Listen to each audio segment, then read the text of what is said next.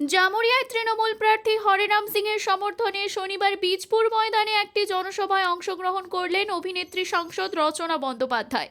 জনসভা থেকে আগামী দিনে ফের মমতা বন্দ্যোপাধ্যায়কে রাজ্যের মুখ্যমন্ত্রী করার আহ্বান জানান সাধারণ মানুষের কাছে। সাংবাদিক বন্ধুগণ, তাদেরকে সবার পক্ষ থেকে আন্তরিক ধন্যবাদ এবং কৃতজ্ঞতা।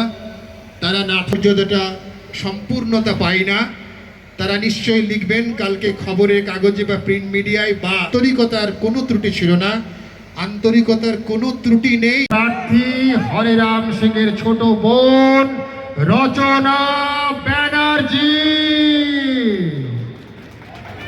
জামুরিয়া একটা জোরে হাততালি। জামুরিয়া বিধানসভার পক্ষ থেকে হুগলির সাংসদ, পশ্চিমবঙ্গ তথা ভারতবর্ষের অবিসংবাদী সংগঠিত হচ্ছেন রচনা ব্যানার্জি, যিনি বাংলা তথা ভারতবর্ষের অন্যতম ভালোবাসার মানুষ, যার হাসি দিতে ভারতবর্ষ হাসে, যার হাসিতে বাংলা মানুষ হাসে, যার হাসিতে আজ হাসছে আমাদের আপামর জামুরিয়াবাসী। এবার আমাদের পশ্চিম বর্ধমান জেলার তৃণমূল যুব কংগ্রেসের সহ সভাপতি প্রেম পাল সিং খার্গ নিবেদন করবেন। আমাদের সবার পক্ষ থেকে দিদিকে মনে করিয়ে দিই, প্রেম পাল সিং আমাদের সম্মানীয় বিধায়কের সুযোগ্য সন্তান এবং পশ্চিম বর্ধমান জেলার আমাদের যুব তৃণমূল কংগ্রেসের সহকারী। এই মঞ্চে আমরা পেয়েছি আমাদের মায়েরা, বোনেরা। আজকে আমরা মমতা ব্যানার্জি চতুর্থবার মুখ্যমন্ত্রী করবার জন্য আজকে একটি সভা আমরা করছি। আপনারা জানেন 2021 সালে মমতা ব্যানার্জি যখন আমাকে আশীর্বাদ করে এখানে পাঠাইছিলেন, বললেন হরেরাম ওইখানে 44 বছর থেকে সিপিএম এর এমএলএ বটে, ওকে সরাতে হবে, আর কেউ সরাবে না, তুমি সরাতে পারবে, আমার আশীর্বাদ নিয়ে যাও, জামুরিয়াতে চুনাও লড়াও। আমি বলবো আপনারা দুই হাত তুলে আমাকে। আমি বিধায়ক হয়ে বিধানসভাতে গিয়েছিলাম। বিধানসভাতে যাওয়ার পর আমি কি কি কাজ করেছি দুজনে বলবো।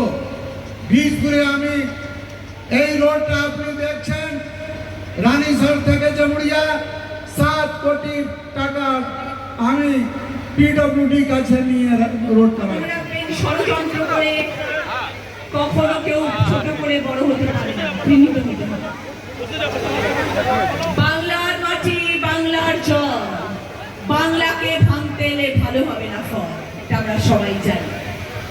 এইটুকু মনে রাখবেন, 2026-এ আবার আমাদের দিদি চতুর্থবারের মতো মুখ্যমন্ত্রী হবেন এবং বিপুল ভোটে জয়ী হবে, এটাই সত্যি। আর এই সত্যি বললে যদি আমার শত্রুতা করে, তবে সেই শত্রুতা আমার গর্ব। যেখানে প্রতিবাদ করা দরকার সেখানে চুপ থাকাটা ভদ্রতা নয়, ভীরুতা।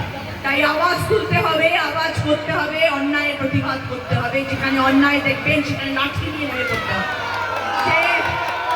হরেরাম সিংজি যতদিন আপনাদের সাথে থাকবেন, ততদিন জামুরিয়ার মানুষ তথা আপনাদের চারপাশের সবাই, আপনারা জানেন যে দাদা যদি থাকেন পাশে, দাদার থাকা মানে মমতা বন্দ্যোপাধ্যায় থাকা, দাদার থাকা মানে মানুষের ভালো কাজ হওয়া।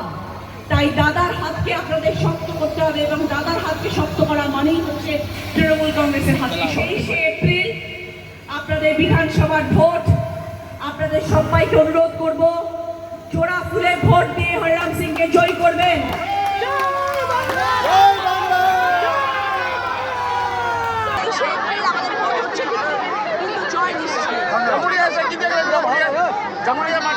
জামুরিয়া আসে আমার খুব ভালো লাগছে।